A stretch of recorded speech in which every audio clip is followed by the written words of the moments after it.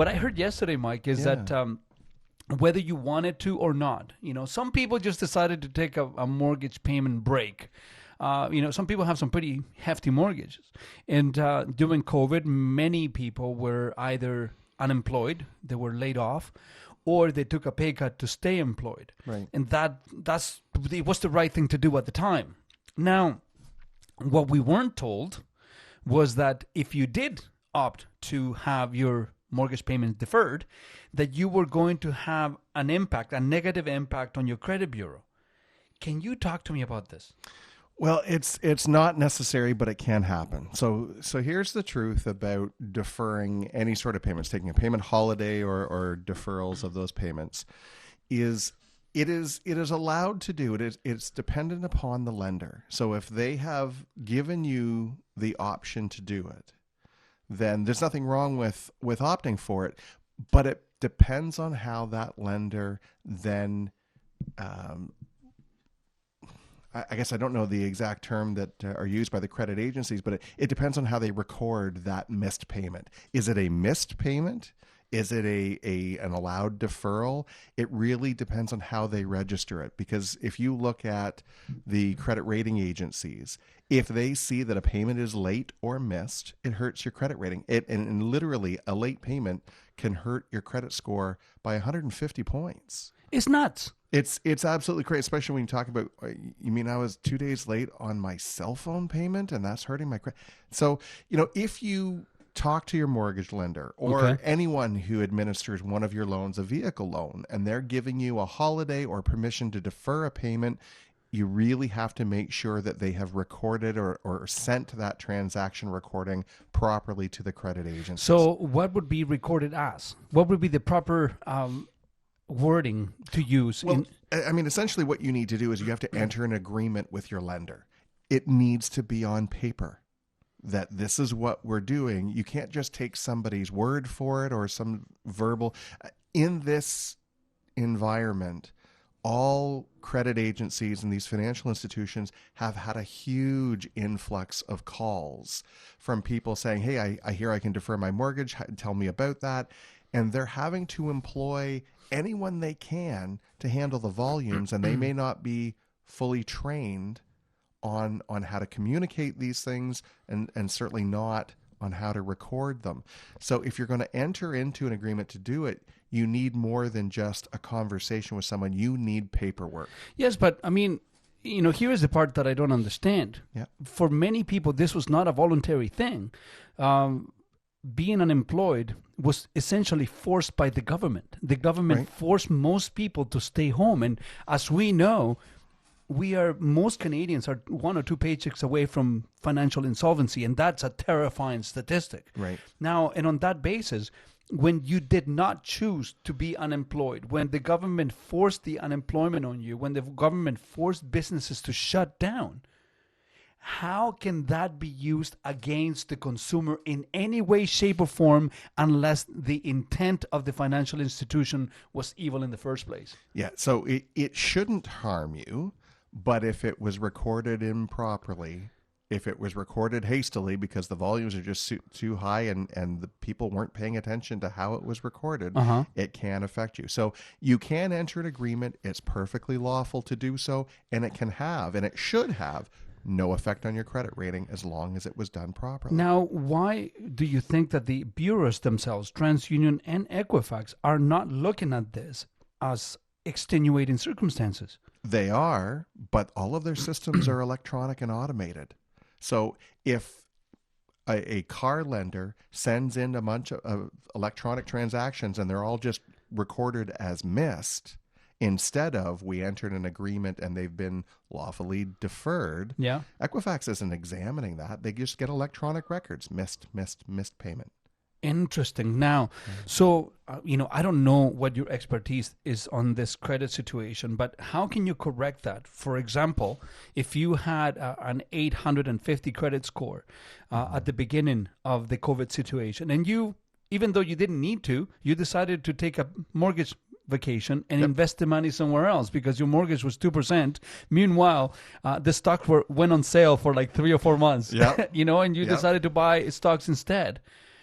what do you do? I mean, do you call Equifax and TransUnion and find out what the reason why your credit score went down? Right. Well, you start with Equifax and TransUnion in order to determine if something was recorded improperly. So you can go on to those websites, transunion.ca or equifax.com, and you can look at your credit score and your credit rating and your history. So if you see one of those payments that you were understanding that it was deferred or a holiday that you and your lender agreed to, and it wasn't recorded that way, okay, now you have to take some steps, but it starts with the lender. You know, folks, this is a very little known fact that you can sign up with Equifax and TransUnion. It will cost you, I think it's $17 per site in order for you to have a 24/7 monitoring of your credit. Now, many of you may say, but Greg, that's a waste of money. I don't, it's $34, $35 a month that I don't need. After tax money, you're looking at, $60, $70. It's an expense that, it's an expense that is unnecessary. This is all I can tell you, folks, that if there is something that is misrecorded, that is misrepresented, if there is an error on your credit that affects your rating, therefore, every time you apply for credit later on, it would make you qualify for higher rates. Right. So 1 point on a $50,000 car could potentially cost you thousands of dollars simply because of an error on your credit bureau. Right. It is very important that you know what your credit is. And it's not because you're dating. It's because you need to take care of your finances in a way that makes sense, in a practical sense. Do you find that most people don't know what their credit is? Oh, of course. I mean, when you asked for us to discuss this topic, I had to think back to when the last time was I looked at my own credit rating, and it was about 12 years ago. I haven't paid attention since. That's crazy. I don't know. I'm not a big. I mean, I have credit in place. I don't use a lot. I mean, my mortgage renews. Yep. My, I didn't need a car loan the last time. I did the line of credit. Don't out me on this, but I put it on the line of credit and I paid it off fast. So I didn't need to ask anyone because the line of credit's already in place. So I don't typically need a day-to-day awareness, but I do recommend to people they should once a year check it. At least once a year? Yeah. I mean, I think was it TransUnion that they'll let you do $5 to check it? Signing up for the monthly plan, but you're not obligated to stay. The average is somewhere between $15 and $20 just to check. You can get a free access to your credit score. It won't be as detailed, but do it once a year and just make sure that the things that are on your credit report are supposed to be there. Folks, if you're listening to the show, this is Money Mike, my money expert. If you want to reach him after the show, because we're live right now, and you don't know what to do with your money, you're sitting on a couch, and in the cushions you have hundreds of thousands of dollars, and you have no idea what to do with it. You need to call Mike. His direct line is 905-320-6762, or you can send him an email at moneymike.ca, as hundreds of my listeners have done over the last couple of years. And I can tell you, he's gotten me through some pretty tough times when it comes to the markets, and just simply by understanding what's going on. Now, before we go into a short break, I wanted to ask you, handling debt. For a lot of people, your mortgage is the biggest commitment that you have.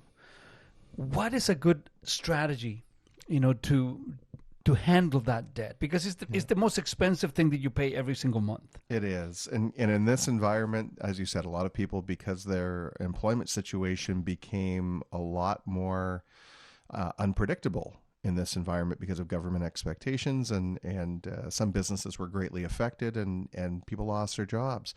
So when those options became available, cash flow is king. And you have to make sure you have enough cash flow to handle the bills. So there were probably quite a few people that found themselves in the position of having to take advantage of some of these offers. Mm-hmm. But again, going back to the fact that you need paperwork on this agreement, because you need to know, how is this affecting the debt that I have? In most cases, It should simply be that the interest continues to accrue. You're not making payments, so your debt's going to slowly build while you're not making payments. But in some cases, there are administrative costs and penalties being added to that debt. So they're letting you skip a payment or defer a payment, But not without cost. So you need to be aware of those costs. It needs to be written. well, that's terrifying to me, that somebody can go out there and pretend that they're trying to help out. But over the years, I don't know if I've just grown more cynical over my lifetime, but Right. I always have this fundamental distrust of when somebody's trying to help me too much. There's what is the cash with this? What is the cost? And when you defer your payments, especially when it comes to your mortgage, I mean, you're talking thousands of dollars in certain cases Yeah. that you're going to have to pay, and this gets stacked on at the end of your mortgage, folks. So this is not going to go away. Now, some may say, "Well, I have enough equity to handle it." Yeah, great, but the reality is this: that you still have to pay it. Yes. You still have to pay it. Now, when it comes to risking your cash flow, and let me just step back here for a second. When you are applying for a mortgage, do you recommend people to go with the longest possible term and pay it as quick as possible, or to go with the shortest possible term that you can afford? Myself, I like to go with the longest term. I mean, if I'm talking to first-time home buyers out there, I say take the longest term possible in order to minimize your required payments. So if I extend it over, I'm not even sure if their institution's still doing 30-year mortgages. I think, I don't know. there was a brief window. Yeah. Remember back in the day when they got to 35 and 40-year amortizations, and I thought those people are crazy. But quickly, the financial crisis hit away with most of that, and I think we're back down to 25, and some might still be doing a little bit of 30-year. But I say go for the longest term so that your required payment is minimized, and then set a higher payment, what is comfortable for you, to pay it down faster. So, in other words, what you must pay has to be the smallest. What you will pay will be the highest. Yeah, exactly. And this is something that a lot of people don't understand. I try to explain this when it comes to car finance as well. Many people get afraid of an 84-month loan. You shouldn't be. No one says that you need to take 84 months to pay off the car. That's the longest that you could possibly have to pay off the car. Right. But you don't have to pay it off in 84 months. You can pay it off in 2 or 3 years. Now, if you have 0%, you'd be crazy to pay it off any sooner. Absolutely. But, a lot of people get afraid on this. Do you think that a lot of people mishandle debt? Well, it's the reason why credit card companies are so profitable. Banks make so much money. Of course we mishandle debt. Of course we do. The right approach to debt is get it paid off as quickly as possible. Do you think that there is a debt hierarchy that we need to assess? Which is the most important debt to the least important debt, and how would you qualify that? Well, traditionally what I have said is in order to prioritize, you want to get rid of the highest interest rate debt first. So that's the most important debt that you need to knock off. The highest non-deductible interest debt, for sure. So rarely, and especially in this environment, that doesn't include the mortgage. That's going to be credit cards, and it's going to be personal loans. It's going to be lines of credit. It's going to be car loans. Those are the things that I would prioritize before I would ever worry about the mortgage. But having said that, there's a little bit of case-by-case basis. So, if someone's found themselves to be in a debt problem, you won't necessarily attack the highest interest rate debt first if it's the largest balance. You might attack a couple of debts that have slightly lower interest rates, but the balances are low enough that you can get rid of them completely in a short period of time. You'll want to get some sort of win. So I might opt to pay a 13% debt that I only owe $1,000 on before I pay an 18% that I owe $20,000 on. Just to get rid of that debt, and then I can concentrate more and more cash flow towards the larger debt. Yeah, I guess, redistribution of your cash flow. Yeah, well, and you get a little bit of sense of achievement. If you found yourself in that and you're feeling bad that you're behind and you're in debt to all these different places, getting one of those paid off and no longer owing that institution, being able to get rid of that card can give you the motivation to keep going. Let me give you an example. I have the opportunity to pay off Josh's loan on the car. Okay. And but I'm paying 0%. Never do it.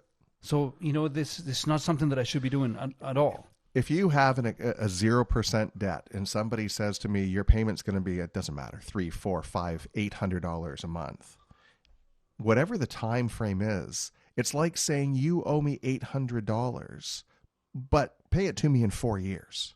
And 4 years from now, it'll still be $800. Four year later, $800 payment is worth so much less than $800 due today. So no, don't hurry off to pay a 0% debt.